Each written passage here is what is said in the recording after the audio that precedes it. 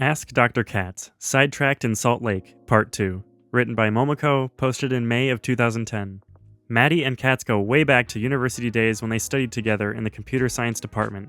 Now, as a video game programmer in a major company, it would seem Maddie has it all. There's one dream, however, that has remained elusively beyond the reach of this avid anime fan, gamer, and cosplay seamstress, the dream of learning Japanese. In Part 1, Maddie explains how she keeps getting distracted, especially by English TV shows, discouraged, and giving up. Dr. Khatz challenged her assumptions and proposed that learning Japanese just might be a whole lot easier and simpler than she had been led to believe. Their conversation, edited from an IM chat, continues below.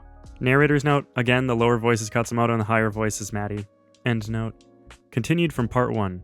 Okay, next order of business. So you want results, but when you can't get them quickly, in the past, with Japanese at least, you decided to throw Japanese out altogether, i.e. to do nothing whatsoever that might bring you closer to the result? Worded like that, does that make any sense to you? Is it fast or nothing? No, but sometimes I feel like it's this great endeavor. Okay, is going at 0 speed better than going at 1 to 3 speed even though you wish you could be going at 10 speed? Is 0 better than 1 to 3? Next heading, cutting people off is underrated. I've also been struggling a lot these days with what I should be spending my time on. I spend hundreds of hours on my cosplay and similar projects, and most people think it's stupid.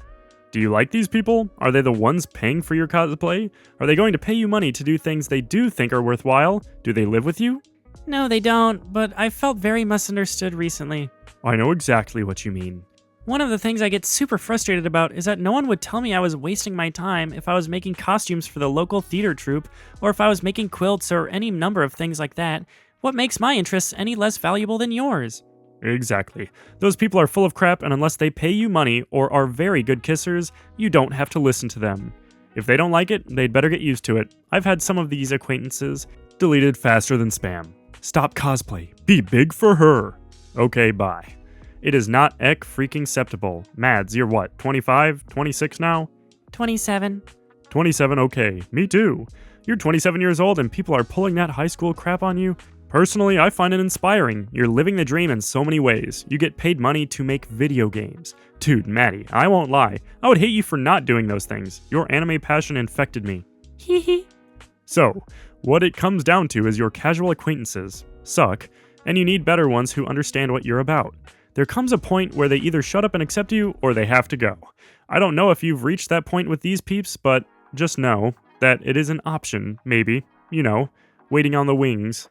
Dude, cutting people off, it helps them too. Now they won't have to be annoyed by you. You're doing them a favor. Lols. Cutting people off, very underrated. Next heading, don't intellectualize language learning. Third thing, you're intellectualizing language learning. You've learned it as a school subject, and you've taken quote-unquote classes. So, most or all of the English you know now, you know from English class, right? And before you went to English class, you knew no English, right? Yeah, I see your point. And you keep your English up with textbooks in English class, you review the material, right? So you don't forget. Because how are you going to know English otherwise, Maddie? And you need it to work and stuff. Need that English.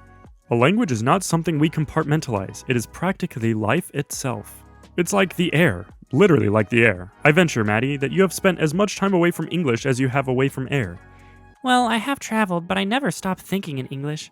Even when you've watched Japanese, there's been English text down there. And when you came to Japan, you were, thinking in English, talking in English to Chad and the crew. Your guidebooks were in English, the hotel people spoke English. I mean, thinking in English. Mads, were you born that way? Probably not. You have made this English thing such a habit, it literally stays in your head even when you get in a plane, go up into the stratosphere, cross an ocean, get away from America, and still, in your head, there can be English. But that's beside the point. A language is more like a sport, Mads. One of my neighbors here, Eisuke, says it's like a conditioned reflex. When you really know a language, you don't intellectualize it. You intellectualize through it. But when you speak that way because that is the way. When you turn on Hulu, you're not like, it's time for English practice. You're just watching TV with so-called first and native languages. You don't even talk about the language. It's like it's not there because it's everywhere. Yet every phone call you make, every TV show you watch, thought you think, every person who makes fun of your cosplay, every person who is nice about your cosplay, every sign you see, every song you listen to, all these things are language/English practice. Every single one of them. Next header, everything is in context. Now, you said you could read polyester, but only in context. Oh, so you're supposed to know it out of context? When the heck are you going to be reading about polyester out of context? I'll tell you when. On a school test. Quick, Madison, tell me every English word you know. List them right now, every last one. Lols. Tell me every single English word you understand. And if you can't tell me, you must not know/understand them. In real life, everything is in context. Everything is in a sub-menu. And that's how the heck it should be. Context flattening is not real. It's easy to make/grade, but it's not real. So true. So, you're good at Japanese, you know some Japanese, but you won't even give yourself the credit because it was in context? Is that fair? Okay, I guess not. Would you tell your hypothetical miraculous virgin baby that she was a loser because you only know how to say that word because you saw it in context? Would you say this to a child? A small child? Your child? A lot? And if you did, do you think they would grow up happy and wanting to learn?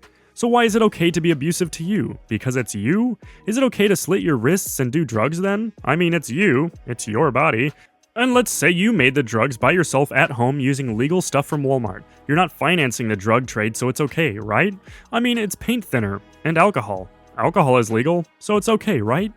But literally every time you don't let yourself feel good for small successes like that, you create drugs in your brain and give them to yourself.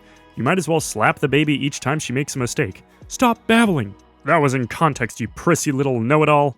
It's just mean, and we get away with this because most of it happens in our head and nobody else is watching that little child inside suffering. Next heading, I learned Japanese by accident. You're a lot like me, I think, Mads. You are so driven, you want this Japanese so badly that everything smells like failure. Too slow. In context. Rolls eyes, smiley face. I know, because this is how I have often felt about Chinese. You beat and beat and beat yourself, and we pretend it's discipline. But it creates so much pain that you just go and watch Hulu, i.e. practice English, instead. I learned Japanese by accident, Maddie, while trying, i.e. being mean to myself and creating a struggle, to learn Chinese. I was just fooling around with Japanese. It was just a game. There was no point. It was just an experiment. As the hippies like to say, the journey was the point. I thought you wanted to so you could go work for a large Japanese corporation? No, I wanted to work at a large Japanese corporation so I could get paid to keep playing with Japanese. I knew if I went to, say, an American company, I'd have to do English all the time. I also loved large Japanese corporation products, having grown up with them. But large Japanese corporation was literally a ploy to get paid to keep messing around with or in Japanese. And it worked. They did all my paperwork, flew me over twice, paid to ship my stuff from the US, boxes and boxes and boxes, did my insurance paperwork, helped secure my Japanese name, let me talk, read, write, and listen to Japanese all day long. Hee hee. And then put money in my bank account every month for my troubles. So yeah, it was the other way around. Language is not a skill, Mads. It's just not.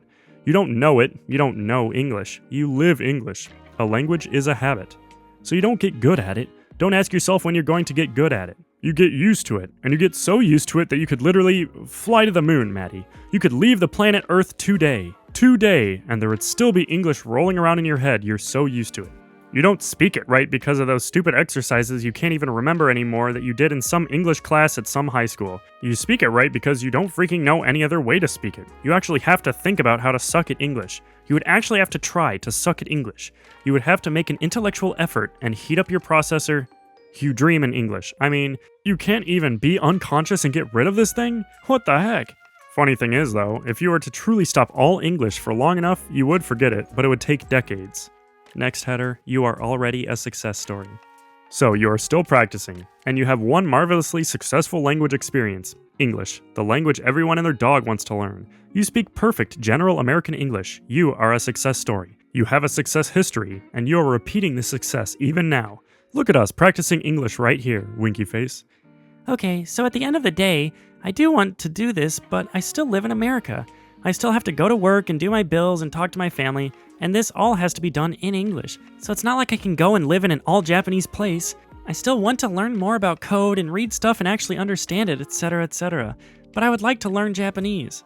I can easily, or at least relatively easily, switch my background, I live alone and I don't like a quiet apartment stuff to Japanese, and I can even dedicate half an hour or so to learning to read every day. But is this enough? I know that I won't learn as fast as some, but I do want to learn. I can't sacrifice my life to this, but it is important to me. Good question. Obviously, the more you give it, the more and faster you get. As I recall, Maddie, yes, I gave everything to Japanese, but I was still a functioning college student. I mean, we talked, we hung out. Here's what I did. Here's the secret, if you will. To be continued. What is the secret? The secret? The secret? Of which Dr. Khatz speaks? Find out next week in the third and final installment.